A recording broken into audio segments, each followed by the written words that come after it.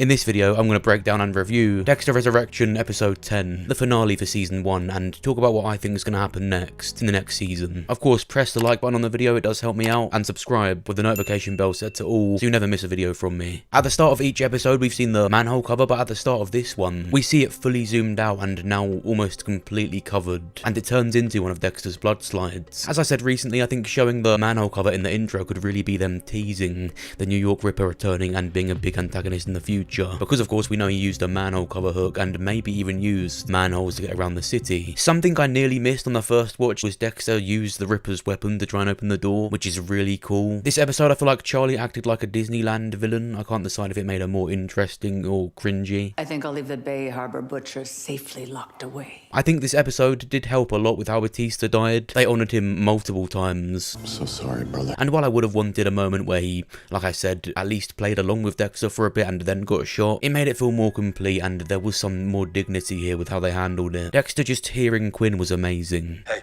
Angel, I got a call from some detective up in New York. The real reason why I'm calling, I can't handle another day with Masuki. I miss them. We are going to talk about Quinn and Masuka later. Get that.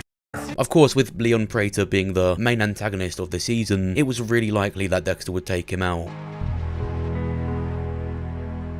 I really loved Prater. It really reminds me of Lance and Pamela from The Walking Dead, where Lance was clearly the psychotic villain type, but Pamela was spared, the more bland and dull one. But of course, that's how it's going to be. The bad one will die, and the one that is kind of okay, more just in the wrong place, is spared. I don't think Charlie is bland or dull, but I would have loved to see Prater more. Sir, are you sure you want to do it? I'm hoping soon we get to see a Dexter villain live past the end of the season. But I do like that he didn't want to add Prater to the collection. He didn't want to give Prater what he would have liked. He takes out Prater and sets the vault alarm off and alerts every cop at the gala, and Claudette really does feel bad about Batista and adds to the honouring of him, and I love that. Then Melvin calls her over to look at the New York Ripper's weapon and then down to his file, and as we spoke about in my latest video, because the screenshot of when this episode leaked was leaked everywhere, it says Don Framt. Of course, it was always a given that this could just be a new character, maybe not even cast yet, but it's also a series based on fake names. Brian Moser said his name was Rudy Cooper. When Dexter met Trinity and his family, he called himself Kyle Butler. Kyle. Oh,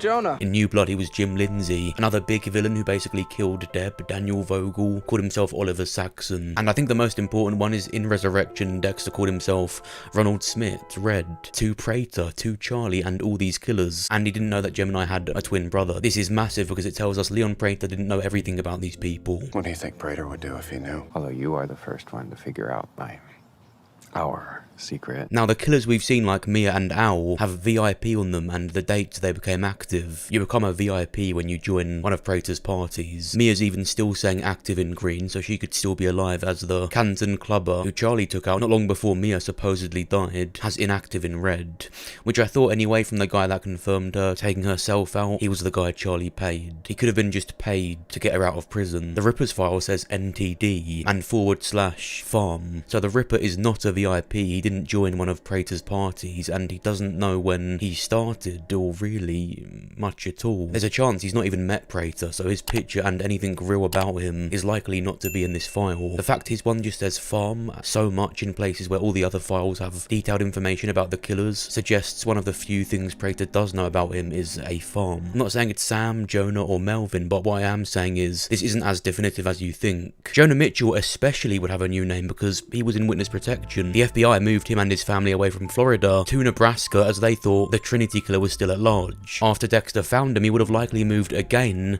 and with a new name. If it is a new character, it sounds like a generic mob or mob boss name, or an American Italian name. It would make a lot of sense and be really cool if Dexter got involved with that. And with the manholes, it would be Dexter hunting the Ripper below the city. That would be amazing. I made a TikTok basically just saying it's not definitive, and people were commenting on it that Don Framt is an anagram for DNA from T, meaning DNA from Trinity, and at first I was like, oh, let's not do that. I realised what they were saying, because whether the writers who are very careful did it on purpose or not is what's left to know, but it does add up. An anagram can't really be a reach. DNA from Trinity would be Trinity's son. I just find these theories so fun. I do enjoy them, whether he's a new guy or not. It's really interesting to me. No, it's a new guy. You're not different or special for saying that. We all know that's the given. He works in construction, and to get access to this, you would need to also work on construction in the city or something adjacent. But the last we saw of Jonah was a nice close to his story, just like Dexter when he last saw his vision of Brian in the same episode. He came back. That episode still works and did what it was supposed to. It's not rendered useless because it's picked up on again. The name of Prater's, now Dexter's yacht at the end,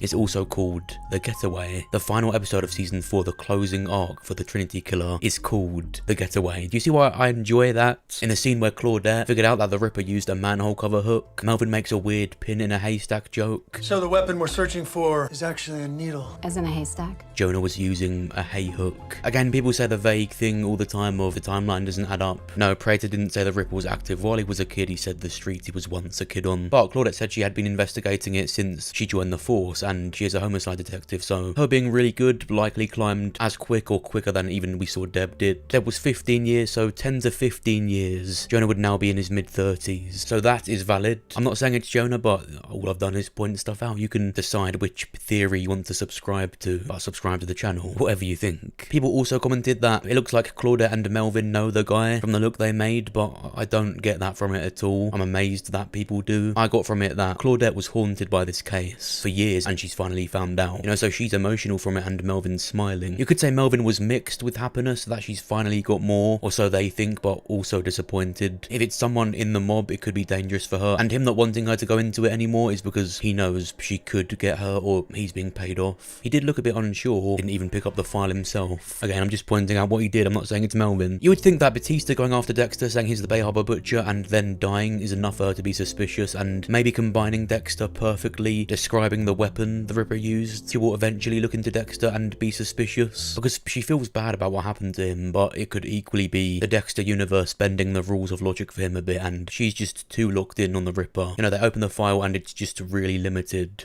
Some locations of where he used to go at certain times, because as much as I don't think they would have cast him yet if he's a new character, nor would they want to show us yet, I don't see Prater or Charlie having completely figured out this extremely prolific and extremely elusive character. They didn't know who Dexter was, and they didn't know that Gemini had a twin brother. It could be the perfect spanner in the works to get between them while they were both eventually wanting the Ripper and distract her from looking into Dexter. Now, instead of Batista going missing, he will be announced as killed by Prater, and everyone will find out what Prater was up to. So Quinn and Masuka will find out, and I'm hoping that they both do something to chase Dexter down, but it just ends differently and more bright, which is actually a lot more interesting. I don't think it would end the same as others have. If Quinn does suspect it's really Dexter and Batista died, I think there would be more conversation because of Deborah. I don't want Quinn or Masuka to die. Stop. I think of all people at Miami Metro, these two are the most likely to be able to be spoken to and to bend the rules a bit for him. Perhaps Quinn is angrily pursuing him and they have a fight, but he talks to him and it's eventually agreed upon to walk the other way because of Deb. At the end, Charlie takes her mum back home. She bought the house her mum brought her up in, and of course Dexter gets Prater's yacht, which is amazing, and of course he acquired several of his files of serial killers. I want them. Which with this and the boat is really exciting, and Al is right there. And with Al going back to Wisconsin and Lumen last we saw went back to Minnesota, so in a neighbouring state, the writers are very deliberate with the locations, and with him going after people with ponytails, people have theorised that she might potentially be confronted by him. I honestly wouldn't want to see her again, other than if it's a short period of time, like a cameo to show he saved her. She didn't want to carry on doing what he does, as she was no longer consumed by that darkness. It would be really good to leave it there. I think the best thing would be to have Dexter save her from Al, and he sees she's got a family now and a life because he saved her.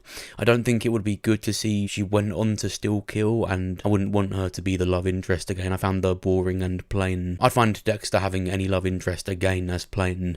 I'm really sick of that. Also, until Al dies, every character with a ponytail is going to be up for grabs, and there's going to be lots of theories about people with ponytails now, or people that could have ponytails. And at the end, he completely embraces this being who he is, and he looks at the viewers and says, Exactly who you want me to be. And it was perfect. This season has been one big gift to all the people that wanted more Dexter, from all the love and popularity.